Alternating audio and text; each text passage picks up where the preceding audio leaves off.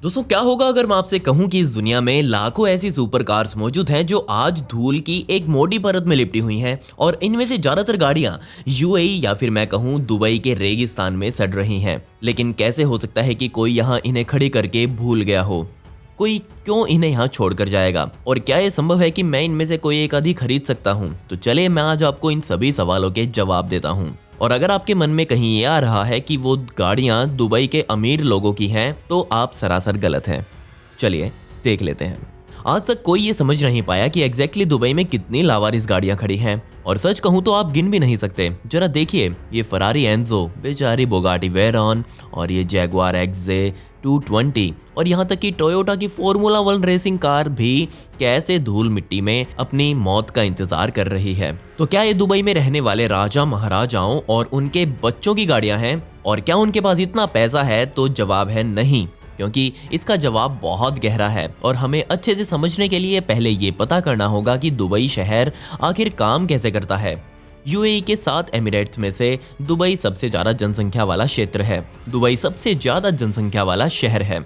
आज के समय में दुबई में बेमिसाल आर्किटेक्चर जैसे कि बुर्ज खलीफा या फिर बुर्ज अल अरब और तो और पाम आइलैंड जैसे स्ट्रक्चर्स के लिए इसे पूरी दुनिया में मशहूर माना जाता है। और आप अपने मन में जो भी कुछ महंगा सोच सकते हैं वो आपको यहाँ मिल जाएगा। इसी वजह से दुनिया के सबसे अमीर लोग इस शहर को बहुत पसंद करते हैं। खैर, मिडल ईस्ट के ज़्यादातर देशों की तरह यूएई को भी इसका सारा पैसा यहाँ से निकलने वाले तेल से मिलता है। इसके अलावा पर्शियन गल्फ में अपनी खास जगह पर मौजूदगी की वजह से ये शहर व्यापार के नज़रिए से भी बहुत अहम बन जाता है। दुबई में इतनी तरह के बिजनेसेस आज सेटअप किए गए हैं, लेकिन दुबई में रहने वाले लोकल लोग इन बिजनेसेस को नहीं करते, बल्कि विदेशों से लोग वहां जाकर बसते हैं और वहां पर अपनी इन्वेस्टमेंट करके अपना एम्पायर सेट करते हैं। सन 2013 में दुबई में रहने वाले टोटल जनसंख्या में से 96% लोग विदेशी थे। यकीन मानिए, ये आंकड़े आपको बहुत ज़्यादा चौंका देने वाले लग सकते हैं, लेकिन इसी दुबई में इतनी अपॉर्चुनिटीज़ भी मौजूद हैं जिसकी वजह से लोग यहाँ जाना पसंद करते हैं। लेकिन क्या आपने कभी सोचा है कि दुबई में ऐसा क्या है जो लोग इसकी तरफ खींचे चले जा रहे हैं? तो वो है टैक्स फ्री कंट्री। यानी कि अगर आप यहाँ पर कितना भी पैसा कमाते हैं, उस पर वहाँ की सरकार आपसे कोई टैक्स नहीं लेगी। और सिर्फ यही एक ऐसा पॉइंट है जिसकी वजह से लोग यहाँ पर अपनी ज़िंदगी काट रहे हैं।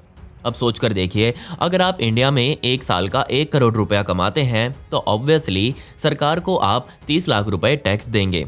लेकिन दुबई में ऐसा नहीं है, और वो जो यहाँ पर अब 30 लाख रुपए आपके बचे हैं, उसी को एक्स्ट्रा मनी समझकर दुबई में रहने वाले लोग उन पैसों की खुलकर शॉपिंग करते हैं, और इसी शॉपिंग में सुपर कार्स भी शामिल हैं। बेशक आपको दुबई में नॉर्मल गाड़ियां भी जरूर दिखेंगी, लेकिन मैं ये गारंटी दे सकता हूं कि अगर आप वहां के रोड पर 1 मिनट भी खड़े रहेंगे तो कोई ना कोई आपको सुपर कार वहां पर जाती हुई जरूर दिख जाएगी। ये मेरा पर्सनल एक्सपीरियंस है, क्योंकि मैं जब भी जाता हूँ वहां पर यही सब मुझे आगे पीछे दिखाई देता है।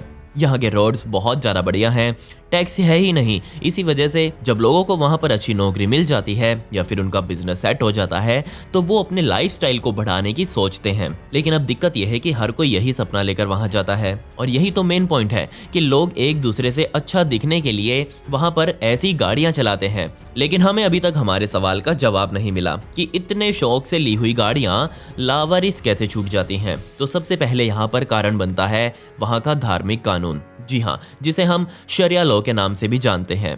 बेशक आपका दुबई में कैसा भी लाइफस्टाइल हो, आपको वहाँ के शरिया कानून को हर हाल में फॉलो करना ही होगा, वरना आपको सजा मिलेगी। ये माना जाता है कि पूरी दुनिया में न्याय अंधा होता है, लेकिन मैं यहाँ कहूँगा कि दुबई में न्याय थोड़ा सा शरिया की तरफ झुका हुआ है।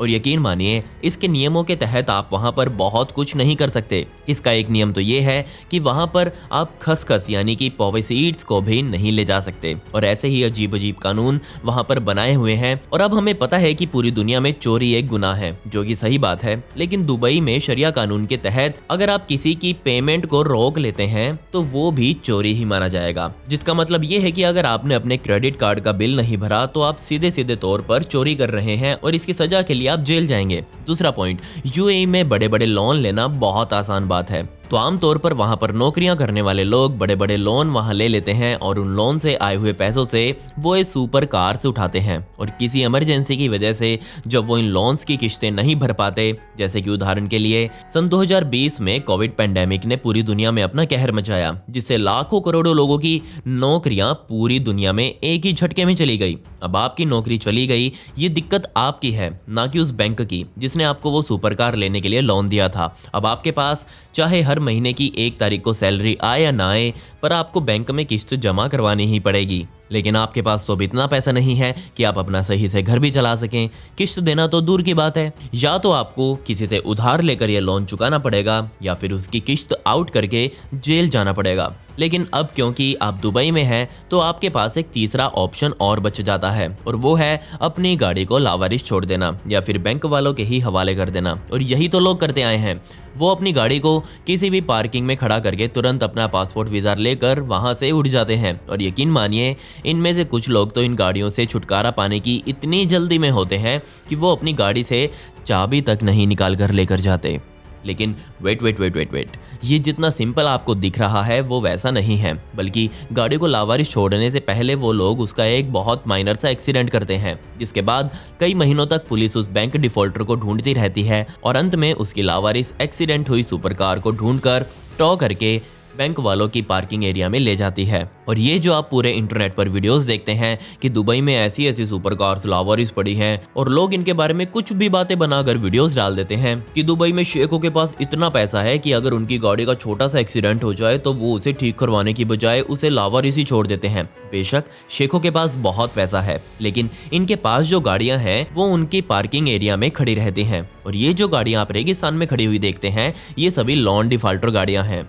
तो अब तक आपको यहाँ समझ आ गया होगा कि यहाँ ये गाड़ियाँ ऐसे क्यों सड़ रही हैं। तो अब सवाल उठता है कि क्या आप यहाँ इंडिया में बैठकर इन सुपर कार्स को खरीद सकते हैं? तो चलिए वो भी जान लेते हैं। तो ये काम पूरा करने के लिए सबसे पहले आपको अपनी मनपसंद कार चुननी होगी, लेकिन ये भी कोई आसान काम नहीं है, क्योंकि अगर आप दुबई की लावारिस गाड़ियों को देखेंगे और मान लीजिए आपको उनमें से कोई गाड़ी पसंद आ भी गई, तो आप उसके मालिक कैसे बनेंगे? तो ऑब्वियसली बैंक को जब तक उसका पूरा पैसा नहीं मिलेगा, वो तो इस गाड़ी को छोड़ने वाला नहीं है। और अगर आप खुद अकेले उस गाड़ी को देखकर ये कैसे पता करेंगे कि ये गाड़ी किसकी है और किस बैंक द्वारा इसे लोन पर दिया गया था? फिर आप ये भी पता नहीं कर पाएंगे कि इस गाड़ी पर कितना लोन बकाया है।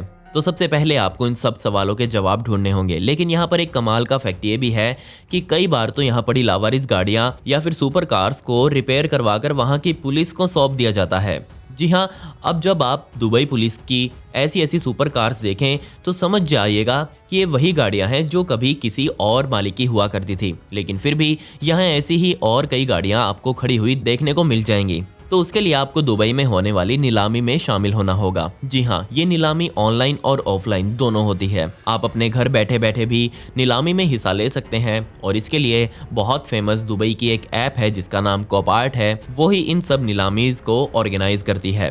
लेकिन ऐसी किसी नीलामी में अपनी बिड लगाने से पहले अपनी पूरी रिसर्च कर लें, क्योंकि हो सकता है आप किसी लालच के चक्कर में किसी ऐसे कबाड़ को उठा बैठे जो आपके काम का भी ना हो, और वो आपको बजाय किसी सुपर कार की फील देने के वो सिर्फ आपको रुलाने का ही काम करे। जी हाँ, ऐसा बहुत बार होता है जब लोग ऑनलाइन बिडिंग में अपने पैसा लगा बैठते हैं और इनको ये ध्यान तक नहीं होता कि अंदर गाड़ी में कुछ और दिक्कतें भी हो सकती हैं।